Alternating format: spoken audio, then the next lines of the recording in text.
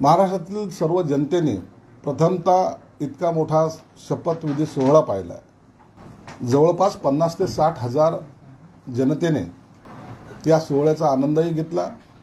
जे सरकार त्यांना हवं होतं, महायुतीचं सरकार येताना जे पाहायचं होतं, ते काल त्यांनी पाहिलं पण, अनुभवलं पण। आणि या शपथविधीला देशातील मोदी साहेबांसहित अनेक मान्यवर उपस्थित होते।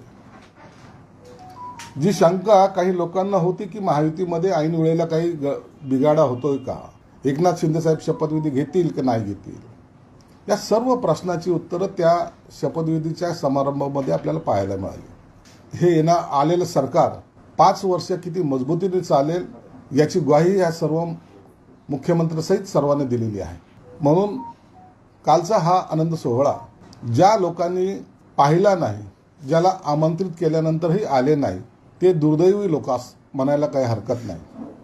मी या सोहळ्याचा साक्षीदार म्हणून एक वेगळ्या दृष्टिकोनातून पाहतोय।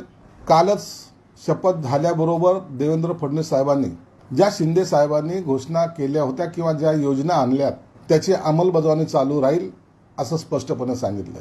म्हणून मुख्यमंत्री लाडक्या बहीण योजनेतून अंतर्गत जे काही 1500 रुपये दिले जायचे, आता ते 2100 रुपये होणार आहेत।